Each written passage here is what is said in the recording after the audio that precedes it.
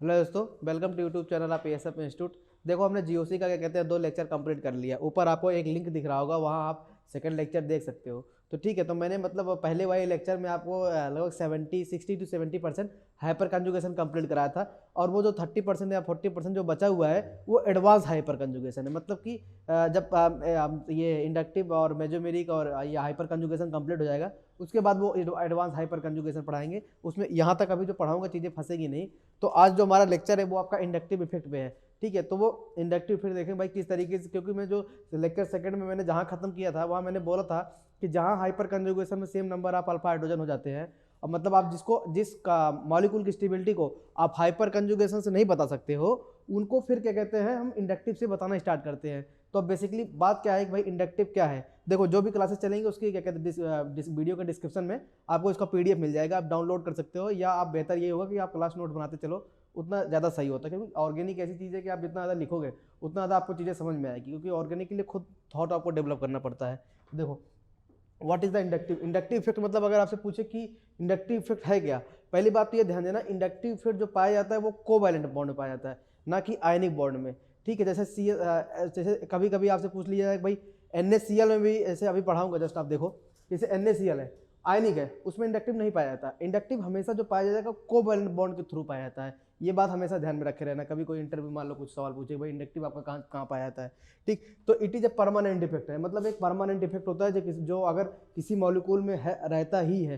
तो ठीक है, अब किसके कारण अराइज होता है ये देखो, ये क्या होता है, डिस्टेंस डिपेंडिंग होता है। ठीक है, डिस्टेंस डिपेंडिंग होता है। एक रूल आएगा, पीछे मैं पढ़ाऊंगा आपको, DNP, डिस्टेंस नंबर पावर पढ़ाऊंगा। ठीक है, जब इसमें आगे चलेगा तो उसमें होगा तो सबसे पहले आता डिस्टेंस। तो ये एक डिस्टेंस डिपेंडिंग इफेक्ट है, मतलब कितने दूर पे लगा, यहाँ मतलब सेकंड नंबर का कार्बन पे लगा या थर्ड नंबर कार्बन पे लगा है, कहाँ किस पोजीशन पे लग रहा है इलेक्ट्रोनेगेटिविटी, वो आपका मैटर करेगा। ठीक है, तो it is a permanent effect and distance depending effect which only operate through out the sigma bond of CC sigma bond आप कोवैलेंट बॉन्ड। ठीक है, ध्यान देना, सिग्मा बॉन्ड होना चाहिए और सीसी सिग्मा बॉन्ड होना चाहिए। इन जनरल बोल रहा हूँ, इन जनरल है। ठीक है, मतलब बेसिकली कोवैलेंट बॉन्ड होना चाहिए बस। जैसे मैं कार्बन कार्बन ऑर्गेनिक केमिस्ट्री पढ़ रहा हूँ तो इसलिए मैंने सीसी बॉन्ड लिख दिया। ठीक है, तो ये इन जनरल बातें, ऐसे नहीं कि हमेशा इसी लगेगा, क्या कहते हैं सीसी पे ही लगेगा। ठीक है, ऑर्गेनिक केमिस्ट्री पढ़ रहे हैं तो सीसी बॉन्ड ज़्यादा मॉलिक्यूल में पाए जाते हैं, इसलिए मैंने सीसी लिख दिया। तो बस बेसिकली यहाँ है कि कोवैलेंट बॉन्ड आपको ये देखना है। ठीक, और it's arise due to the electronegativity difference. तो अब ये ध्यान देना कि जो ये अराइज होता है वो किसके कारण होता है, इलेक्ट्रोनेगेटिविटी डिफरेंस कारण होता है। तो मैंने आपको फर्स्ट लेक्चर में, आप देखोगे लिंक ऊपर दिख रहा होगा, वहाँ फर्स्ट लेक्चर में मैंने आपको बताया था कि भाई किस तरीके से किसी भी क्या कहते हैं ग्रुप या एटम्स की इलेक्ट्रोनेगेटिविटी वेरी कराते हो। क्योंकि क्या है कि एलिमेंट की इलेक्ट्रोनेगेटिविटी तो आप क्या कहते हैं इनऑर्गेनिक में पढ़ते हो, तो वो लेकिन हमें ऑर्गेनिक में तो हमें ग्रुप्स के क्या कहते हैं इलेक्ट्रोनेगेटिविटी चेक करनी होती है। ठीक, तो बहुत थोड़े 2-4 एलिमेंट होते हैं, मतलब 2-4 एलिमेंट हैं जो उनके इलेक्ट्रोनेगेटिविटी आती है, अदरवाइज जो ग्रुप की इलेक्ट्रोनेगेटिविटी चेक करनी होती है। आप देखो कि अब ये देखो कि कैसे किसमें इलेक्ट्रोनेगेटिव, किसमें आपको इंडक्टिव इफेक्ट देखना है, किसमें नहीं। देखो, इसे मान लो मैं आपसे बोल दूं कि ये मेरे पास CH3 है और ये CH3 है। ठीक है, और एक मेरे पास मान लो ये हो जाए ऐसे CH3 और एक मान लो Cl हो जाए। तो अभी देखो क्या है कि इधर भी सेम आपके ग्रुप लगे हुए हैं, इधर भी सेम ग्रुप लगे हैं। तो इसका मतलब ये बॉन्ड जो है वो आपका देखा जाए तो नॉन पोलर है। क्या है, नॉन पोलर है। तो मतलब कि इसमें पोलरिटी का कोई डिफरेंस नहीं है। तो ये इसमें क्या होगा, आप इंडक्टिव इफेक्ट मत काउंट करने लग जाना कि भाई नहीं, इंडक्टिव इफेक्ट काउंट करने लग जाना। इंडक्टिव इफेक्ट वहीं काउंट होगा जहां कहीं क्या कहते हैं इलेक्ट्रोनेगेटिविटी का डिफरेंस आना होगा। अब देखो जैसे क्या है कि इसकी इलेक्ट्रॉनिक, ये एलिमेंट एक ग्रुप अलग है, ये ग्रुप अलग है। ठीक है, ये ग्रुप अलग है। ठीक है, तो अब उसमें इलेक्ट्रोनेगेटिविटी का डिफरेंस आ जाएगा। ठीक है, मतलब दोनों अलग अलग है, तो इसमें इलेक्ट्रोनेगेटिव का डिफरेंस आएगा, तो इसको बोल देंगे पोलर। तो पोलर बॉन्ड हो गया, मतलब ये वाला पोलर बॉन्ड हुआ, मतलब इलेक्ट्रोनेगेटिविटी यहीं अराइज होगा पोलर बॉन्ड में। अब इसको इंडक्टिव इफेक्ट क्यों बार बोला गया भाई, जब इलेक्ट्रोनेगेटिविटी डिफरेंस आ रहा था। इंडक्टिव क्यों बोला गया, क्यों, क्योंकि जब भी कोई पोलर बॉन्ड होता है तो इस पे मान लो अगर मोर इलेक्ट्रोनेगेटिव है तो एक निगेटिव चार्ज आ जाएगा, इधर एक डेल पॉजिटिव चार्ज क्रिएट होगा। तो क्या हुआ, एक पॉजिटिव एक निगेटिव आपने इंड्यूस कराया, इंड्यूस चार्ज डेवलप हुआ। ठीक है, इंड्यूस चार्ज मतलब आपने इस पर डेवलप कराया, तो इसीलिए क्या हुआ कि आपने इंड्यूस कराया किसी चीज को। ठीक है, तो इसीलिए इसको बोलते हैं इंडक्टिव इफेक्ट। ठीक है, इसलिए नाम से ध्यान दिया रहना, वो एक नाम क्यों पड़ा हुआ है, इंडक्टिव इफेक्ट। ठीक है, आपने इसमें चार्ज डेवलप कराया, क्यों, क्योंकि पोलर बॉन्ड के थ्रू। ठीक है, तो इसीलिए क्या हुआ, किसी को नाम दिया गया इंडक्टिव इफेक्ट। ठीक है, जस्ट बाय नेम देखना है कि ठीक है कि क्या कैसे नाम आ गया है, बाकी इतने कोई दिक्कत नहीं है। ठीक है, बस नाम से इतना भाई पता चलता रहे भाई नाम क्यों पड़ गया कभी किसी का। ठीक, तो ये आ गया। अब देखो कि अब इसमें देखो क्या होता है कि इसे मैंने बोला कि डिस्टेंस डिपेंडिंग होता है। तो जनरली क्या होता है कि देखो ये जो काम करता है कोवैलेंट बॉन्ड के थ्रू काम करता है। अगर मैं आपसे बोलूँ कि एक भाई Na+ और Cl नेगेटिव है और एक मेरे पास CH3Cl है, किसमें इंडक्टिव इफेक्ट काम करेगा, तो ये क्या है, ये कोवैलेंट बॉन्ड है। क्या है, कोवैलेंट बॉन्ड है। और इनके बीच में क्या है, आयनिक बॉन्ड है। क्या है, आयनिक बॉन्ड है, आयनिक बॉन्ड है। तो ध्यान देना कभी भी इंडक्टिव इफेक्ट आयनिक बॉन्ड मत करा देना। तो अब बोलोगे ऐसे आप क्या, अभी तो आप बोल रहे थे कि भाई इलेक्ट्रोनेगेटिव डिफरेंस होगा तब इंडक्टिव लगेगा, इसमें भी तो इलेक्ट्रोनेगेटिव डिफरेंस है। इसमें क्या है, इंडक्टिव क्या करता है, वो आपके क्या करता है, इलेक्ट्रॉन पुलिंग या क्या कहते हैं आपका इलेक्ट्रॉन डिस्प्लेसमेंट। ऐसे देख लो, देखो यहाँ इसको ऐसे लिख दो। अब देखो स्पेशल लिख रहा हूँ, क्या इंडक्टिव का मतलब क्या है, shared pair electron displacement, shared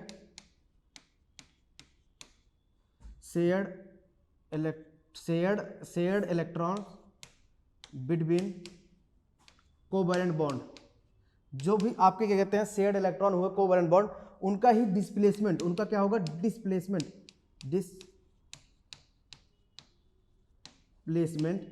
ही आपका इंडक्टिव कहलाता है। ठीक है, कोवैलेंट बॉन्ड। ठीक है, shared electron between covalent bond के बीच का जो इलेक्ट्रॉन, जो शेयर्ड इलेक्ट्रॉन हुआ है, किसी कोई बॉन्ड बने हुए, जैसे मान लो ये बना हुआ है, ये आपका C बना हुआ है। ठीक है, ये आपका CH3 है।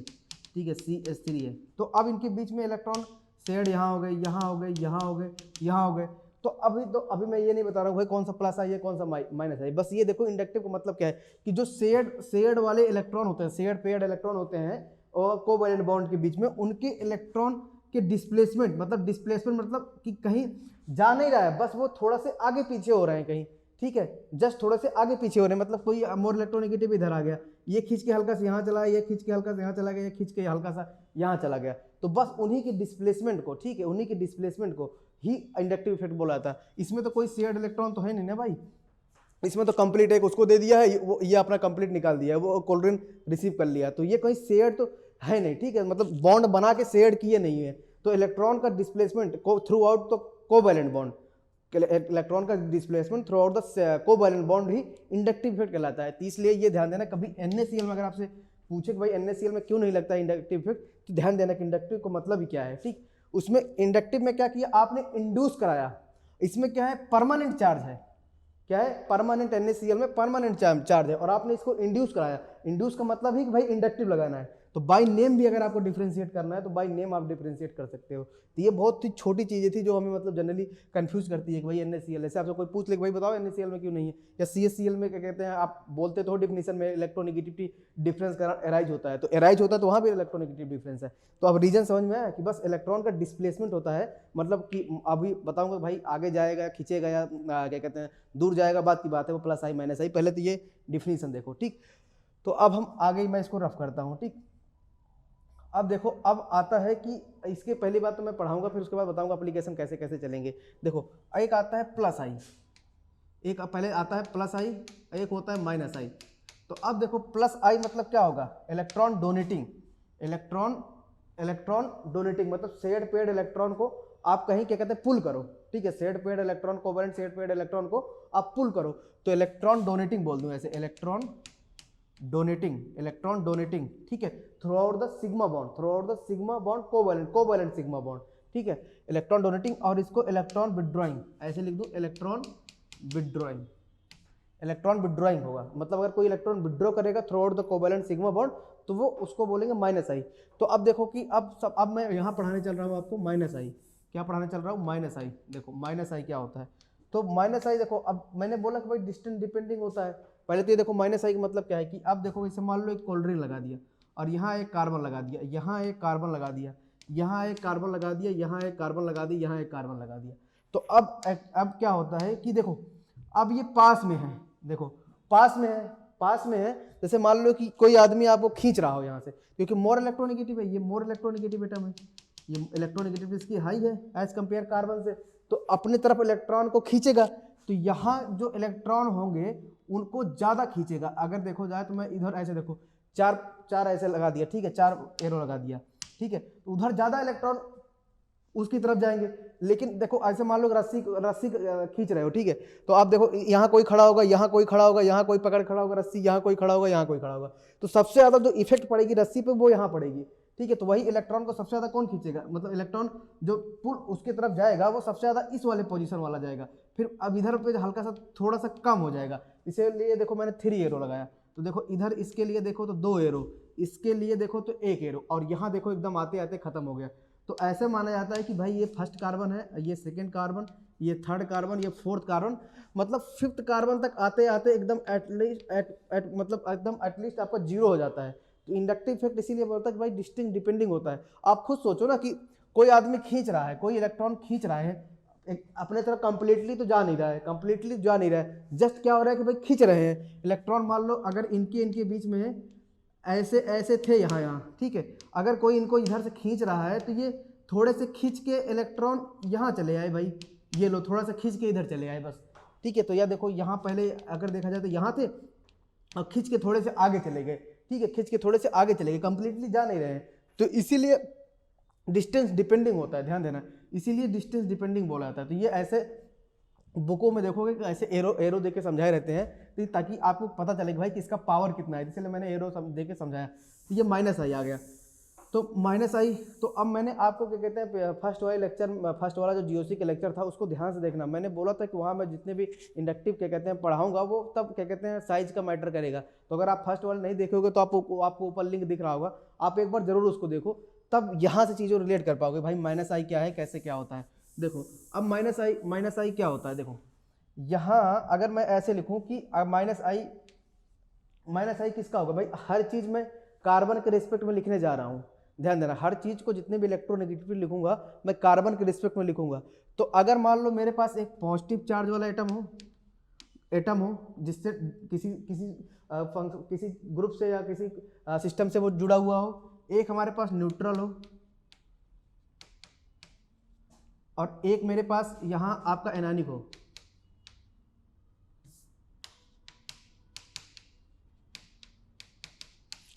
एक मेरे पास यहाँ एनायनिक हो, ठीक है, एक मेरे पास यहाँ एनायनिक हो, ठीक, अब एक मेरे पास यहाँ एनायनिक हो, ठीक। तो यहाँ ध्यान देना कि एक पॉजिटिव हो, एक न्यूट्रल हो, एक आपका एनायनिक हो। तो मैंने आपको बताया था कि उसमें साइज किसका छोटा होता है। देखो इधर से इधर आने पे साइज क्या होता है, डिक्रीज होता है। क्या होता है, साइज डिक्रीज होता है। इधर से इधर आने पे साइज डिक्रीज होता है, साइज डिक्रीज होता है, ठीक है, इधर इधर आने पे साइज डिक्रीज होता है। तो आपको पता है कि size is inversely proportional to electronegativity. अगर साइज डिक्रीज करेगा तो इलेक्ट्रोनेगेटिविटी बढ़ेगा। इसका मतलब यहाँ से यहाँ आने पर इलेक्ट्रोनेगेटिविटी बढ़ेगी। इसका मतलब इलेक्ट्रोनेगेटिविटी बढ़ेगी, मतलब किसी की इलेक्ट्रोनेगेटिविटी क्या है, इलेक्ट्रॉन पुलिंग पावर है, ठीक है, इलेक्ट्रॉन पुलिंग पावर, कहीं खींचने की क्षमता इलेक्ट्रॉन की। तो सबसे ज़्यादा जो इलेक्ट्रोनेगेटिविटी होगा वो इसका होगा, इसका होगा। अब फिर देखो, अब इसका देखा जाए तो ये हमेशा जो पॉजिटिव वाले आते हैं, जितने भी कहीं भी दुनिया में कोई भी पॉजिटिव वाले क्या कहते हैं ग्रुप लगे, मतलब कोई एलिमेंट अगर कोई सिस्टम अगर किसी भी पॉजिटिव वाले एटम से जुड़ा हुआ है तो वो हमेशा -i लगाएगा। ध्यान देना, हमेशा -i लगाएगा, ये बात ध्यान में रखो, -i। और उसके बाद न्यूट्रल एटम, और न्यूट्रल एटम अदर देन, ये मैं अच्छे से उस वाले पहले वाले लेक्चर में बहुत अच्छे से एक्सप्लेन किया हूँ कि भाई किस कारण मैं इसको ऐसे लिख रहा हूँ, वहाँ आप देखोगे पता चलेगा आपको एक बार, ठीक है। अदर देन कार्बन कौन कौन से होंगे आपके, नाइट्रोजन लिख दिया, ऑक्सीजन लिख दिया, फ्लोरीन लिख दिया, क्लोरीन लिख दिया, ब्रोमीन लिख दिया, ठीक है, ब्रोमीन वगैरह लिख दिया, ठीक है। और जितने भी मतलब कार्बन से ज़्यादा इलेक्ट्रोनेगेटिव हैं जो भी, ठीक है, वो वाले होंगे, वो भी न्यूट्रल होंगे, तो वो भी क्या शो करेंगे, -i शो करेंगे, ठीक है भाई। कार्बन ज़्यादा इलेक्ट्रोनेगेटिव हो तो भी आपका -i शो करेंगे, ठीक है। तो और यहाँ को आयोडीन भी लिख लो, ठीक है, आयोडीन भी लिख लो, ठीक। तो यहाँ देखो, अब उसके बाद एनायनिक, मैंने बोला था कि जहाँ कहीं भी एनायनिक सिस्टम आ जाए तो वो क्या होते हैं, लेस इलेक्ट्रोनेगेटिव होते हैं। तो वो ये वाले ध्यान देना कि -i शो नहीं करते हैं, -i शो नहीं करते हैं एनायनिक वाले। तो ऐसे लिख दूँ कि लेस -i, क्या लिख दूँ, लेस -i लिख सकता हूँ, ठीक है, लेस -i लिख सकता हूँ। तो अगर मैं इसको लिखूँ तो एक तरीके से मैं इसको लिख सकता हूँ कि +i, क्या लिख दूँ, +i। तो या इसको ऐसे लिख दूँ, -i और +i दोनों एक साथ कंबाइन करके पढ़ा रहा हूँ, ठीक है। कंबाइन करके पढ़ा रहा हूँ, तो वो ध्यान दे रहना कि भाई प्लस आई मतलब इलेक्ट्रॉन डोनेटिंग टेंडेंसी, ठीक है। प्लस आई बस थोड़ा सा बात जानते रहो, प्लस आई दूंगा, बहुत सारे एग्जांपल दूंगा, ठीक है। तो ये अगर आपके पास कहीं पॉजिटिव, किसी सिस्टम से पॉजिटिव एटम अटैच है, जैसे मान लो कहीं किसी सिस्टम से NH3 अटैच है, NH3 प्लस अटैच है, और किसी सिस्टम से NH2 अटैच है, और किसी सिस्टम से NH अटैच है, NH निगेटिव अटैच है, तो अब आपको देखने की ज़्यादा जरूरत ही नहीं है। बस आप क्या समझो कि भाई ये क्या है, सिस्टम से मेरा कोई कैटानिक स्पीसीज अटैच है, डजंट मैटर वो क्या है, डजंट मैटर वो क्या है, वो बात की बात है भाई किसकी पावर ज़्यादा होगी, किसकी कम होगी, किसकी माइनस आई ज़्यादा होगी, किसकी कम होगी। पहले तो ये इसको डिफाइन कर लो कि भाई ये माइनस आई लगाएगा, ये माइनस आई लगाएगा, और ये भी न्यूट्रल है, अदर देन कार्बन है, तो ये भी माइनस आई लगाएगा, ये बिना पूछे लगा लो, ठीक है। अब एनायनिक है, बिना पूछे आप इसको प्लस आई लिख दो, ठीक है। तो प्लस आई लिख दो, बाद में किसका कितना ज़्यादा होता है वो पीछे अभी देखेंगे लेक्चर में, ठीक है। तो ये ध्यान दे रहे ना कि ये एक बहुत बेसिक फंडा है, कहीं भी दुनिया में लगाओ हर चीज़ वैलिड करेगा, हर चीज़, ये पूरा एकदम बेसिक फंडा है जो वैलिड करता है हमारा सारी जगह, ठीक है। तो ये एक था कि भाई प्लस आई और माइनस आई के ऑर्डर को आप डिफाइन करने चलते हो, तो सबसे पहले आपको बेसिक यही पता होना चाहिए कि भाई कहाँ कहाँ होगा। तो अब आपको देखो, अब प्लस आई मतलब क्या है, प्लस आई क्या होता है, प्लस आई इलेक्ट्रॉन डोनेटिंग टेंडेंसी होती है, क्या होती है, प्लस आई होता है इलेक्ट्रॉन डोनेटिंग टेंडेंसी। प्लस आई जैसे क्या है कि प्लस आई मतलब क्या हुआ, इलेक्ट्रॉन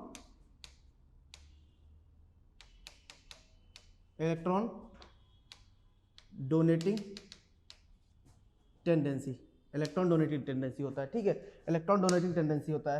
तो जैसे मान लो कहीं कार्बोकैटायन लगा हुआ है, तो अगर ऐसे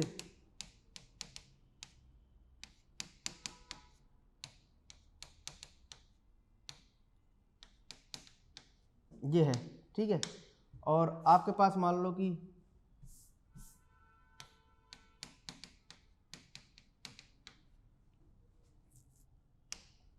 देखो एक मान लो ये है, और एक मान लो आपके पास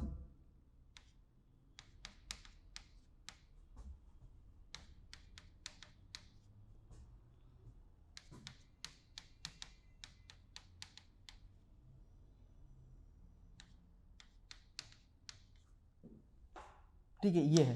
तो अब आपसे पूछे कि बताओ कि कौन सा कार्बोकैटायन ज़्यादा स्टेबल होगा, तो आप देखो इनको कैसे डिफाइन करने जाओगे। देखो अब देखो पहले तो आप हाइपर कंजुगेशन डिफाइन करो, ठीक है। पहले तो आप हाइपर कंजुगेशन देखो, इधर एक सबसे पहले क्या है, कार्बोकैटायन के बगल में हाइपर कंजुगेशन काउंट करना। यहाँ आपके पास 2, यहाँ आपके पास 3, इधर मतलब 2 अल्फा हाइड्रोजन, इधर 3 अल्फा हाइड्रोजन, इधर 2, तो टोटल आपके पास कितने हो गए, 7 अल्फा हाइड्रोजन, ठीक है, 7 अल्फा हाइड्रोजन हो गए। तो मान लो यहाँ आपके पास ऐसे CH3 लगा दो, इधर CH3 लगा दो, 7 अल्फा हाइड्रोजन हो गए। यहाँ देखो कितने अल्फा हाइड्रोजन है, 3 ये और 1 ये, ठीक है, क्योंकि CH पे CH कितने अल्फा पोजीशन पे कितने CH अटैच है, वही हमारे हाइपर कंजुगेशन में पार्टिसिपेट करते हैं। तो यहाँ आ गए 7 अल्फा हाइड्रोजन। तो अब देखो इधर 7 अल्फा हाइड्रोजन, इधर भी 7 अल्फा हाइड्रोजन। तो मैंने बोला था कि जहाँ अल्फा हाइड्रोजन सेम आ गए, मतलब जहाँ अल्फा हाइड्रोजन सेम आ गए, जिनको आप हाइपर कंजुगेशन से नहीं डिफ्रेंशिएट करते हो, तो फिर आप उनको इंडक्टिव लगाओ। अब देखो क्या है, ये आपका क्या है, ये आपका कार्बोकैटायन सिस्टम है। कार्बोकैटायन सिस्टम क्या होता है, मैंने बोला था कार्बोकैटायन सिस्टम मतलब गरीब है, मतलब उसे चीज़ें चाहिए। अगर उसे इलेक्ट्रॉन डोनेटिंग वाला लगा होगा तो उसको स्टेबलाइज करेगा, इलेक्ट्रॉन विड्रॉइंग वाला लगा होगा तो स्टेबलाइज करेगा, इलेक्ट्रॉन विड्रॉइंग वाला लगेगा तो उसे डिस्टेबलाइज करेगा। भाई कोई गरीब है, तुम खुद खींच ले रहे हो उसके इलेक्ट्रॉन वगैरह, तो वो अब उसको अनस्टेबल और बना रहे हो, ठीक है। इसीलिए क्या होगा भाई, कार्बोकैटायन लगा हुआ है। तो अब देखो कि यहाँ देखो CH3 क्या होता है, CH3 हमेशा आपका क्या होगा कि as a plus I effect काम करेगा। कैसा, as a plus I effect, ठीक है। क्यों भाई, प्लस आई, CH3 हमेशा आपका प्लस आई इफेक्ट काम करता है। कैसा, यहाँ देखो एक प्लस आई और एक प्लस आई, ठीक है। अब इधर देखो कहते हैं कहाँ है, एक प्लस आई, तो मतलब इसके अल्फा पोजीशन पे यहाँ से इसके अल्फा पोजीशन पे इधर गए, यहाँ से इसके 4 प्लस आई, इधर 3 मतलब 4 प्लस आई इधर काम कर रहा है, 4 प्लस आई काम कर रहा है, ठीक है, 4 प्लस आई काम कर रहा है। और यहाँ देखो कितने काम कर रहे हैं, देखो 2 प्लस आई काम कर रहे हैं, कितने, 2 प्लस आई इस वाले पोजीशन पे काम कर रहे हैं, 2 प्लस आई इस वाले पोजीशन पे काम कर रहे हैं। तो भाई आपका बताओ ज़्यादा, आपके अल्फा पोजीशन ये भी है, ये आपका अल्फा पोजीशन है, पहले तो ये आपका अल्फा पोजीशन है, ठीक है, अल्फा पोजीशन है। यहाँ भी देखो अल्फा पोजीशन पे 2 प्लस आई, और इसके अल्फा पोजीशन पे कितने, ये बीटा, सॉरी यहाँ बीटा है ना, बीटा है, ठीक है, बीटा बीटा, और यहाँ आपके अल्फा पोजीशन पे 2 प्लस आई है, यहाँ आपके बीटा पोजीशन पे 2 प्लस आई है। तो अब ये डिपेंड करता है कि भाई अल्फा पोजीशन पे देखो, इधर अल्फा पोजीशन पे 1 प्लस आई, ठीक है, यहाँ ये कैंसिल हो गया, ये इससे कैंसिल हो गया, इससे ये कैंसिल हो गया, ध्यान देना, इससे ये कैंसिल हो गया। अब इससे ये कैंसिल हो गया, एक काम करो, यहाँ इसको देखो H और H और ये देखो H, ये बीटा पोजीशन जाओ, ठीक है, तो ये बीटा पोजीशन पे देखो, यहाँ कंपेयर करते हैं ऐसे, ठीक है, तो ये इससे कैंसिल हो गया, क्यों, क्योंकि दोनों सेम आ गया भाई, अल्फा पोजीशन पे CH3 लगा था, यहाँ भी अल्फा पोजीशन पे CH3 लगा हुआ है, कैंसिल हुआ क्योंकि 7 अल्फा हाइड्रोजन दोनों में है। तो अब आप बीटा पोजीशन पे जाओ तो यहाँ देखो हाइड्रोजन हाइड्रोजन लगे हैं, और यहाँ देखो बीटा पोजीशन पे CH3 CH3 CH3 लगे हुए हैं, ठीक है, कंपेयर करना होता है, इसीलिए ये वाला आपका कार्बोकेटायन मोर स्टेबल होता है, मोर स्टेबल होता है। ये पढ़ाऊंगा अभी बीच आगे और पढ़ाऊंगा, जस्ट ये ब्रीफ इंट्रोडक्शन दे रहा था कि भाई कि आपको क्या कहते हैं, हाइपर कंजुगेशन जहाँ खत्म होता है, मतलब जहाँ फेल करता है वहीं आपका इंडक्टिव लगना स्टार्ट होता है। तो ये एक प्लस आई इफेक्ट का एक छोटा सा एग्जाम्पल था, ठीक। तो अभी देखो आगे और पढ़ते हैं, देखो प्लस आई इफेक्ट, और प्लस आई इफेक्ट का और जिसमें भी प्लस आई इफेक्ट आप लगाते हो, देखो जैसे कि प्लस आई इफेक्ट जनरली जो प्लस आई इफेक्ट आप पढ़ते हो, देखो प्लस आई इफेक्ट किस में पढ़ोगे, एक तो हमारे पास जितने भी आपके एल्काइल ग्रुप होंगे, जितने भी आपके एल्काइल ग्रुप होंगे वो सारे आपके प्लस आई देंगे, कितने, जितने भी एल्काइल ग्रुप है, और न्यूट्रल एल्काइल ग्रुप, ध्यान देना, न्यूट्रल एल्काइल ग्रुप, ध्यान देना, ये बात हमेशा रखे रहना, न्यूट्रल एल्काइल ग्रुप है वो सारे प्लस आई देंगे, और प्लस आई एक और देगा जितने भी आपके एनायनिक है, ये बहुत बेसिक फंडा, जितने भी आपके एनायनिक हैं वो आपके प्लस आई इफेक्ट देंगे, ठीक है।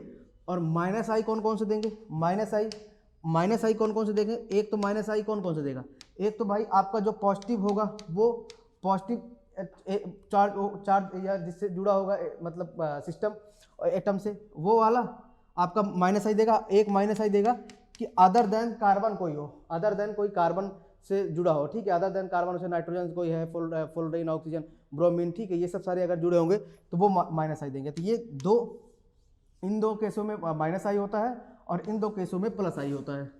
तो अब आपसे कोई पूछे कि प्लस आई और माइनस आई क्या कहते हैं बताना हो, तो आप एक इन जनरल आइडिया लगा सकते हो, एक इन जनरल आइडिया लगा सकते हो। देखो यहाँ से अब एक देखो, अब उसके बाद एक चीज़ और ध्यान देना, जो आप पढ़ते हो, जो मैं आपको बता रहा हूँ प्लस आई, वो तो मैं एल्काइल का अगर बता रहा हूँ, एल्काइल का बता रहा हूँ, ध्यान देना, एल्काइल वो जो कार्बन होगा वो sp3 होगा, क्या होगा, sp3 कार्बन होगा, जो sp3 कार्बन होगा वही आपको क्या कहते हैं सारे प्लस आई इफेक्ट शो करेंगे। और कहीं भी अगर देखो, कहीं भी कार्बन sp2 आ गया और कार्बन कहीं भी sp आ गया तो वो ऑलवेज, हमेशा ध्यान देना, माइनस आई शो करेंगे। ये बात हमेशा दिमाग में बैठा के रख लेना कि ठीक, कार्बन अगर sp3 है, एल्काइल है, ठीक है, कोई एल्काइल ग्रुप अटैच है, तभी वो प्लस आई इफेक्ट शो करेगा। अगर कार्बन कहीं sp2 हाइब्रिडेशन में कहीं sp में है तो वो हमेशा माइनस आई शो करने लग जाता है। वो किसका कितना ज़्यादा होता है माइनस आई, वो बात की बात है। पहले तो ये आइडेंटिफाई करो कि भाई प्लस आई लगेगा या माइनस आई लगेगा, तो ठीक है, तो ये ध्यान देना ना हमेशा, कहीं भी देखो, नाइट्रोजन तो sp3 में होगा तभी माइनस आई लगा रहा है, sp2 में हो जाए नाइट्रोजन तभी माइनस आई लगाएगा। बस मेन दिक्कत आती है कार्बन पे, ठीक है, तो ये ध्यान देना, ये कार्बन के रिस्पेक्ट में लिख रहा हूँ हर चीज़, ठीक है, क्योंकि नाइट्रोजन देखो, नाइट्रोजन मान लो अगर sp3 है ऐसे, तभी भी माइनस आई, और नाइट्रोजन को आप ऐसे लिख दो,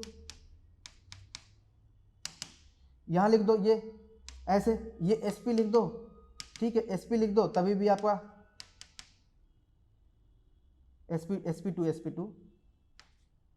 sp2 हो गया, ये भी sp2 हो गया, तभी माइनस आई। तो नाइट्रोजन तो हमेशा जो मतलब अदर देन कार्बन होंगे तो वो तो हमेशा माइनस आई शो कर सकते हैं, चाहे वो +2 मतलब चाहे sp2 हाइब्रिडेशन में हो, चाहे sp3 में हो, चाहे sp में हो, वो हमेशा अदर देन कार्बन वाले वो हमेशा माइनस आई शो ही कर रहे हैं, ठीक है।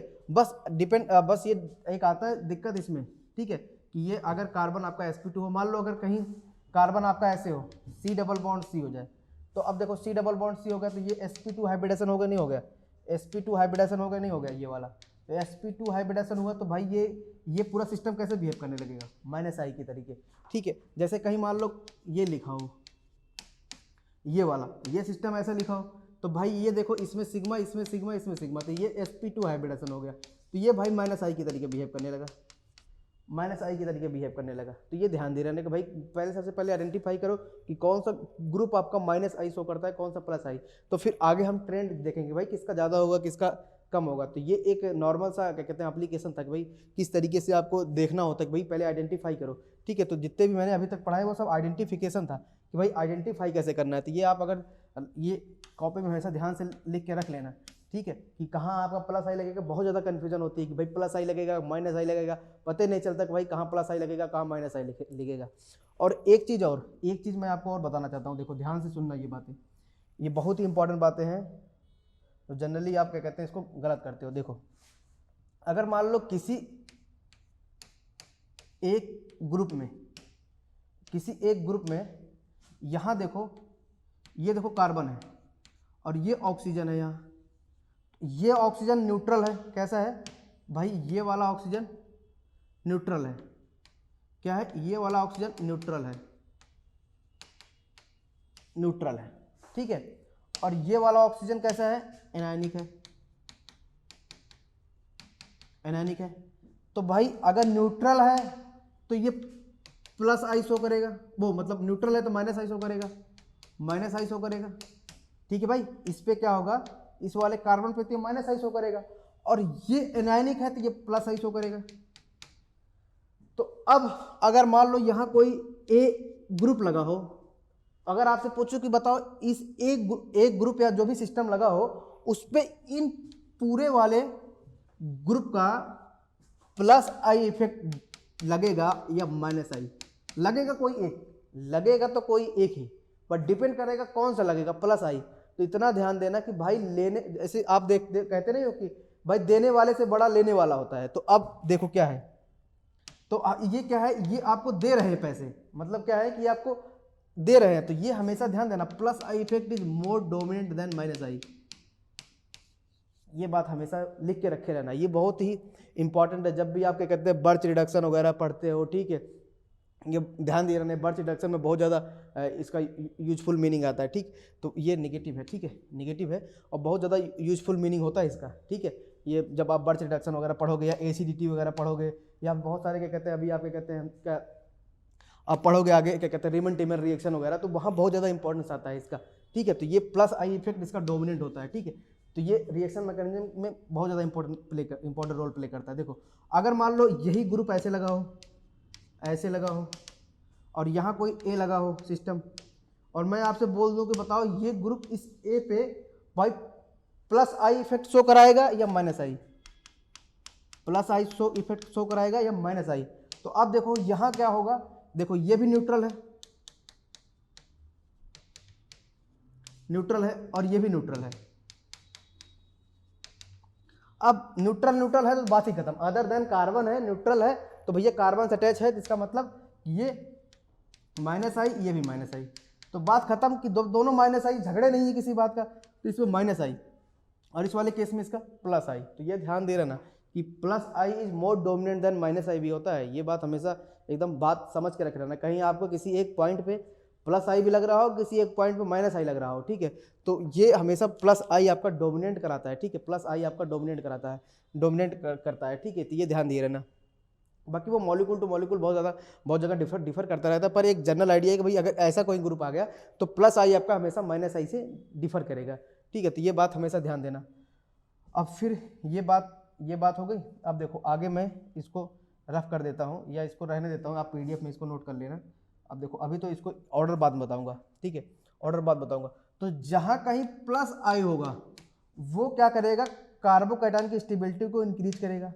क्या करेगा, कहीं अगर कार्बोकैटायन होगा, कार्बोकैटायन या इलेक्ट्रॉन डिफिशिएंट सिस्टम होगा, क्या, और इलेक्ट्रॉन डिफिशिएंट सिस्टम होगा तो उसकी स्टेबिलिटी को क्या करेगा, स्टेबिलिटी को इंक्रीज करेगा, उसके स्टेबिलिटी को इंक्रीज करेगा। और ठीक है, और एच बेल एच यही देख लो कि भाई अगर कहीं कार्बो एनायन, क्योंकि कार्बन ऑर्गेनिक पढ़ रहे हैं तो कार्बन केमिस्ट्री ले रहे हैं भाई, एनायन होगा कार्बो एनायन या इलेक्ट्रॉन रिच सिस्टम हो जाए या स्पीसीज बोल दो, सिस्टम होगा तो उसकी स्टेबिलिटी को डिक्रीज करेगा अगर कहीं प्लस आई इफेक्ट लग रहा होगा, स्टेबिलिटी को डिक्रीज करेगा। ये बात हमेशा समझ ध्यान में रखे रहना कि भाई कैटायन और मतलब कार्बोकैटायन इलेक्ट्रॉन डिफिशिएंट सिस्टम होगा तो उसके स्टेबिलिटी को वो इंक्रीज करेगा अगर प्लस आई इफेक्ट लग रहा है, और कार्बोनायन या इलेक्ट्रॉन रिच स्पीसीज होगा तो उसकी स्टेबिलिटी को इलेक्ट्रॉन रिच बोल रहा हूँ, ध्यान देना, ये ऐसे नहीं बोल रहा हूँ कि ऑक्टेट किसी का, ऐसे जनरली लोग सोचते हैं कि भाई जिसका ऑक्टेट कंप्लीट है वो इलेक्ट्रॉन रिच स्पीसीज है, ये कोई मिसकंसेप्ट है, ठीक है। वो डिपेंड करता है भाई कहाँ सिस्टम कैसे जुड़ा हुआ है, ठीक है, स्टेबिलिटी। इसीलिए तो भाई अगर आप अगर जनरल कोई चीज़ क्या कहते हैं फिनोमेना लेके चल जाए तो ऐसे तो फिर सभी आंसर को आप जनरल फिनोमेना से सॉल्व कर सकते हो, तो फिर कॉन्सेप्ट पढ़ने की जरूरत ही क्या रहा। इसीलिए हर चीज़ कॉन्सेप्ट जाना करो। तो ये मैं यहाँ 8 इलेक्ट्रॉन सिस्टम नहीं लिख रहा हूँ, इसीलिए लिख रहा हूँ इलेक्ट्रॉन रिच स्पीसीज बस, ठीक है। जनरली लोग सोचते हैं कि भाई 8 इलेक्ट्रॉन सिस्टम है वो इलेक्ट्रॉन रिच स्पीसीज है, वो गलत है। आप कभी वो कहीं चीज़ें वैलिड हो जाती हैं, थोड़ा 2-4% कहीं वैलिड हो गया तो उसको आप एक जनरल आइडिया मत लेकर चला करो, इसीलिए लिखा हूँ इलेक्ट्रॉन रिच स्पीसीज, ठीक है। वो पढ़ाऊंगा भाई इलेक्ट्रॉन रिच स्पीसीज क्या है, बस अभी आप इतना थोड़ा सा ध्यान देते रहो, ठीक है। और ये एज वेल एज जैसे अगर आपका माइनस आई हो, अब इसी के कंपेरिजन में आपका माइनस आई देख लो भाई, अगर माइनस आई देखो, अब यहाँ देखो ये, और अगर कहीं माइनस आई लगा हो, माइनस आई इफेक्ट लग रहा हो तो वो कार्बोकैटायन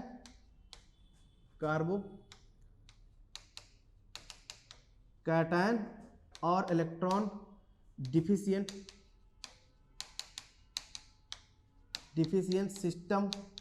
सिस्टम के स्टेबिलिटी को क्या करेगा, स्टेबिलिटी को वो डिक्रीज करेगा। क्यों? क्योंकि भाई कोई इलेक्ट्रॉन डिफिशिएंट है, कोई गरीब आदमी है, खुद ही तुम उससे इलेक्ट्रॉन खींच रहे हो, मतलब कोई इलेक्ट्रॉन डिफिशिएंट सिस्टम है, तुम खुद उससे खींच ले रहे हो, तो वो उसकी स्टेबिलिटी को आप डिक्रीज कर रहे हो बेसिकली, ठीक है। तो ये देखो, ठीक, अभी देखो ये प्लस आई होगा तो माइनस आई हो गया, और आपका ये माइनस आई है तो अब इसे कार्बोनायन, ये माइनस आई बता रहा हूँ सही,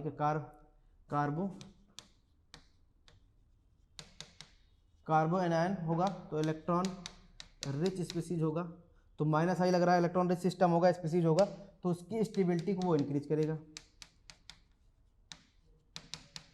स्टेबिलिटी को इंक्रीज करेगा। तो ये बात ध्यान में रखे रहना, ठीक है। मतलब कि अगर निगेटिव चार्ज है तो इलेक्ट्रॉन रिच स्पीसीज को स्टेबल करेगा, अगर पॉजिटिव चार्ज है तो मतलब अगर कोई प्लस आई इफेक्ट है तो वो क्या कहते हैं इलेक्ट्रॉन डिफिशिएंट वाले को क्या कहते हैं स्टेबलाइज करेगा।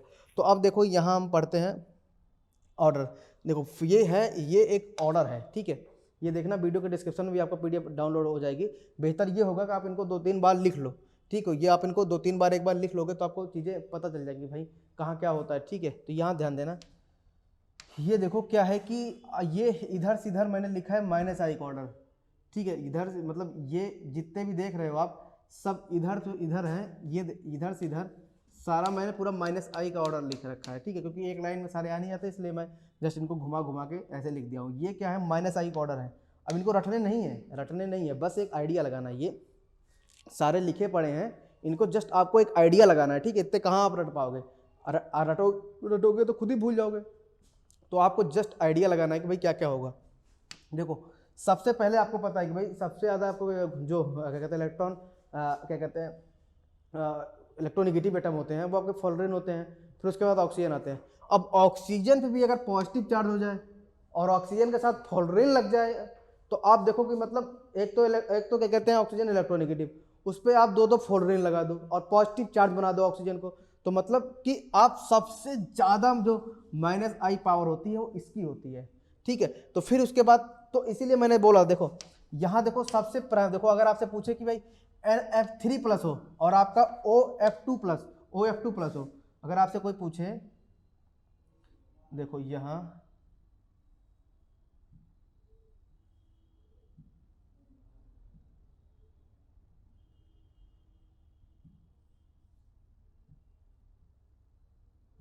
देखो अगर आपसे कोई पूछे कि आपसे OF2 OF2+ हो और आपसे पूछे कोई NF3+ हो, आपसे कोई पूछे मोर इलेक्ट्रोनिगेटिव कौन है, तो याद नहीं करना है, देखो जस्ट इनको समझना है कि भाई, तो मैंने आपको बताया था कि किसी चीज़ को डिफ्रेंशिएट करना है या इलेक्ट्रोनेगेटिविटी को, तो सबसे पहले आपको उसका प्राइमरी फैक्टर देखना पड़ेगा। तो प्राइमरी फैक्टर क्या है कि भाई सबसे पहले आप इसके एलिमेंट देखोगे ना, यहाँ कौन से, यहाँ ऑक्सीजन है, यहाँ नाइट्रोजन है, तो भाई तो अब बात ही खत्म हो गई। जब ऑक्सीजन आ गया और यहाँ नाइट्रोजन आ गया, दोनों पे पॉजिटिव चार्ज आ गया, तो ये भी माइनस आई शो करेगा और ये भी माइनस आई शो करेगा। तो अब जब प्राइमरी फैक्टर से पता चल रहा है कि भाई ऑक्सीजन वाला मोर इलेक्ट्रोनेगेटिव होता है नाइट्रोजन से, तो भाड़ में गए भाई ये दोनों तीनों। पहले तो आप इनको देखोगे ना, पहले तो आप प्राइमरी फैक्टर को डिफरेंशिएट करोगे। मैंने बोला था कि पहले आपको किसी चीज को डिफरेंशिएट करना है प्राइमरी फैक्टर से। तो यहाँ देखो सबसे पहले मैंने इसको प्राइमरी फैक्टर से इसको डिफरेंशिएट कराया, फिर उसके बाद मैंने सेकेंडरी फैक्टर देखना स्टार्ट किया। जब हमारा कोई चीज प्राइमरी फैक्टर से डिफरेंशिएट हो जा रहा है तो हम भैया क्यों सेकेंडरी फैक्टर पर जाए। जैसे देखो, जैसे मान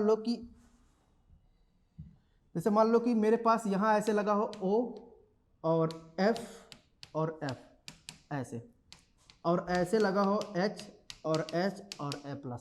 तो अब अगर बोले कि आपसे बताओ मोर इलेक्ट्रोनेगेटिव कौन है, तो भैया पहले प्राइमरी फैक्टर पे गए, ऑक्सीजन जो डायरेक्ट जुड़ा हुआ है प्राइमरी फैक्टर है, तो भाई पॉजिटिव चार्ज दोनों पे है, इसका मतलब माइनस आई ये भी शो करेगा और माइनस आई ये भी शो करेगा। तो अभी हमारे पास ऑक्सीजन दोनों हो गए, तो हम डिफ्रेंशिएट नहीं कर पा रहे हैं। तब फिर